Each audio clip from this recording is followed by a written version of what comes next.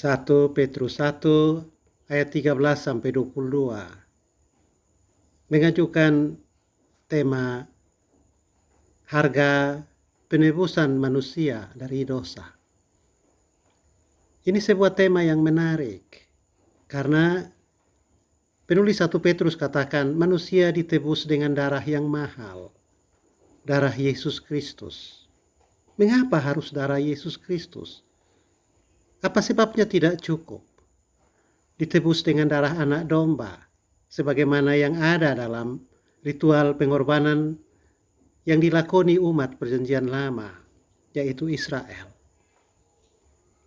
Nah, tentu ada latar belakang dari penebusan dengan darah yang mahal, darah Yesus Kristus. Latar belakangnya adalah seperti ini, Bapak Ibu, Saudara-saudara, kekasih Tuhan sekalian. Allah menciptakan manusia untuk menjadi sekutu, mewarisi hidup yang kekal. Tetapi karena dosa, manusia berubah sikap. Ia bukan lagi sekutu, tetapi seteru Allah.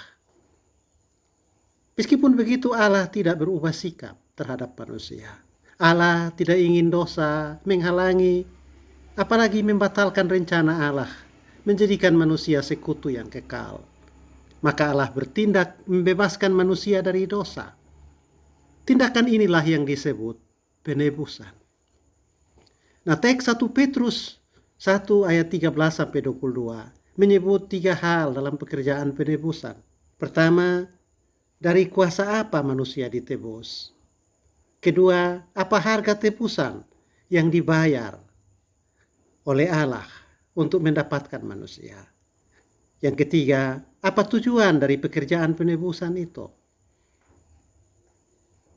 Hal yang menarik sekaligus mengejutkan dari 3 pokok ini adalah di poin nomor 2, yakni harga tebusan yang diberikan Allah. Tapi baiklah kita lebih dahulu melihat poin yang pertama dan di poin yang ketiga. Tentang yang pertama, dari hal apa manusia ditebus oleh Allah? 1 Petrus 1 dengan tegas mengatakan, terutama di ayat yang ke-18, yakni dari cara hidup yang sia-sia, yang diwariskan dari nenek moyang kita, dari benih yang lama. Cara hidup yang sia-sia, benih yang lama, menghasilkan hidup yang sia-sia juga. Allah tidak ingin ciptaan yang dibentuk segambar dengan rupanya binasa dalam kesia-siaan. Allah menginginkan manusia menjadi sekutu abadi di dalam perjanjian kasih karunia. Penebusan yang Allah lakukan bertujuan supaya manusia menjalani hidup yang kudus. Kesia-siaan digantikan dengan kekudusan. Kudus, sebagaimana kita tahu, adalah istilah khas untuk menggambarkan hubungan dengan Allah. Jadi hidup kudus sebagai tujuan penebusan manusia adalah agar manusia menjalani segala hal dalam hidup dengan tetap memperhatikan hubungan yang dia miliki dengan Allah, Sang Pencipta. Nah, sekarang mengenai harga tebusan yang dibayar oleh Allah. 1 Petrus 1 ayat 19 mengatakan harga tebusan manusia adalah darah Kristus. Darah anak domba yang tidak bernoda dan tidak bercacat. Salah satu ketentuan binatang korban dalam perjanjian lama yang harus dijadikan kurban penghapusan dosa adalah tidak boleh bercacat. Tidak boleh ada noda. Cacat dan noda itu tentu dalam arti fisik. Dalam arti darah belum tentu anak domba itu tidak bercacat dan tidak bernoda, karena anak domba itu ikut tercemar oleh dosa, maka darahnya juga bernoda dan bercela karena dosa. Nah, kalau darah Yesus sama dengan darah anak domba dalam PL, sebagaimana yang secara implisit disebut oleh 1 Petrus pasal 1 ayat 19, pertanyaannya ialah, mengapa tidak saja pakai darah anak domba? Mengapa harus pakai darah Yesus Kristus? Mestinya ada sesuatu yang kurang dari darah anak domba. dalam PL, sehingga darah Yesus Kristus dipakai untuk menutupi kekurangan atau menggenapi hal yang tidak mampu dilakukan oleh darah anak domba. Kekurangan dari darah anak domba dalam PL adalah dalam hal ini. Domba adalah makhluk ciptaan.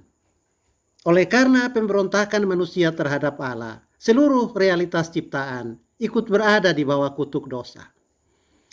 Pertanyaannya ialah mengapa bisa begitu? Kok manusia yang jatuh dalam dosa? Mengapa ciptaan lain juga ikut terseret? Nah, Kejadian 1 ayat 28 adalah jawabannya. Walaupun manusia diciptakan paling belakangan, dan Allah mengangkat manusia menjadi kepala atas semua ciptaan. Perhatikan rumusan pengangkatan itu dalam Kejadian 1 ayat 28. Berkuasalah atas ikan-ikan di laut dan burung-burung di udara, dan atas segala binatang yang merayap di bumi. Manusia adalah kepala, pimpinan dari segenap ciptaan. Ketika sang pemimpin bersalah, bawahan semuanya ikut menanggung akibat kesalahan itu. Dan ini bukan hal baru dalam pengalaman kita.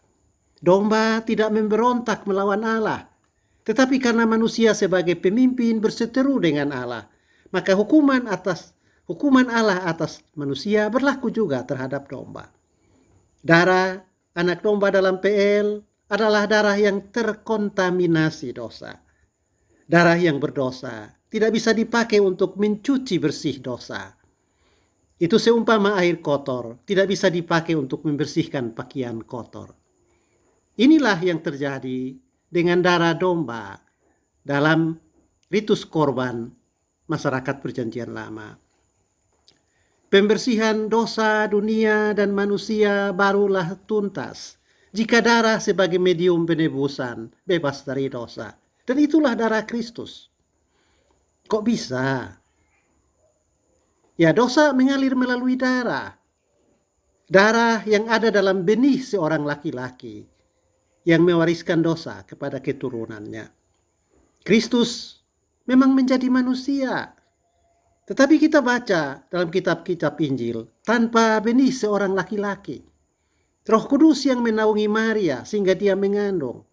Jadi darah yang mengalir dalam hidup Kristus steril terhadap dosa. Anselmus dari Canterbury, Inggris, yang hidup di abad ke-11 memberikan sebuah penjelasan yang sangat menarik tentang penebusan dengan darah Kristus.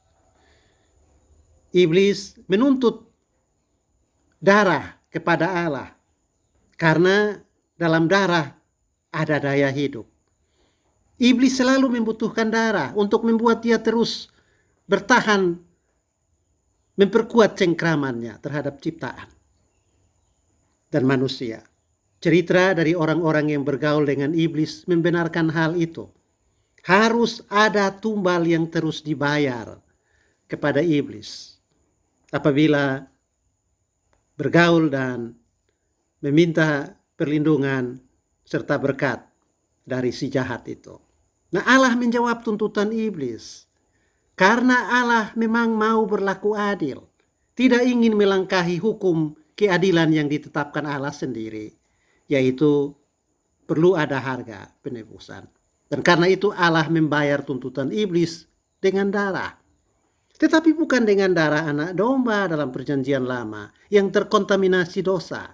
Melainkan dengan darah Kristus yang tak berdosa. Anselmus membuat perumpamaan berikut. Iblis seumpama ikan dalam kolam yang mencengkram hidup manusia. Iblis katakan, berikanlah aku darah sebagai tebusan, barulah manusia aku kembalikan. Dan Allah menjawab tuntutan iblis itu. Kristus dijadikan tumbal, seumpama umpan yang dililitkan pada mata kail. Iblis melihat tumbal itu diturunkan ke dalam kolam. Iblis tidak sadar kalau di dalam tumbal itu ada mata kail, yaitu darah yang tidak berdosa. Pada saat iblis menelan umpan itu, lehernya tercekik oleh mata kail. Iblis tidak berdaya. Manusia yang ada dalam cengkramannya lepas. Allah mendapatkan kemenangan ganda dengan membayar harga tebusan manusia, yaitu darah Kristus. Iblis dibuat tak berdaya atau kalah. Allah mendapatkan kembali manusia. Itulah keuntungan ganda, energi ekstra yang dimiliki oleh darah tak berdosa Yesus Kristus dibanding darah anak domba PL yang ternoda oleh dosa. Manusia ditebus dengan darah Kristus. Bapak Ibu Saudara-saudara, kakak adik, remaja, putri, putra, anak-anak dan lansia. Manusia ditebus dengan darah Kristus. Jangan sekali-kali melupakan itu. Ini bukan masalah cuci darah, bukan juga sekedar transfusi darah. Dua terapi medis ini sekedar memperpanjang usia. Orang yang cuci darah, menerima transfusi darah, akan mati dan binasa. Manusia tidak mendapatkan cuci darah atau transfusi darah dari Yesus, tetapi ganti darah. Inilah yang Yesus katakan saat memerintahkan kita merayakan perjamuan kudus. Inilah perjanjian baru yang dimeteraikan dengan darahku. Ambillah, minumlah. Pada saat kita meminum anggur di perjamuan kudus, yang menunjuk kepada darah Kristus, darah kita yang telah tercemar oleh dosa diganti dengan darah Yesus, darah yang bebas dosa. Dengan meminum darah Yesus, manusia membangun hubungan darah secara baru dengan Yesus. Adam yang lama diganti dengan Adam yang baru. Hidup yang di dalamnya mengalir darah Yesus adalah hidup yang mengalah, tidak melawan saat dihina, tidak membalas ketika diludahi, demi memutuskan mata rantai, mata ganti mata, gigi ganti gigi. Inilah hidup yang 1 Petrus 1 ayat 13-22 katakan sebagai hidup dari benih yang baru. Firman Allah sebagai ganti hidup dari benih yang lama dalam kesia-siaan. Bapak Ibu Saudara-saudara, pemuda, anak-anak, lansia dan kekasih Yesus Kristus, kita ditebus dengan darah yang mahal. Jangan sekali-kali melupakan itu. Tuhan beserta kita. Selamat merayakan minggu sengsara Tuhan Yesus.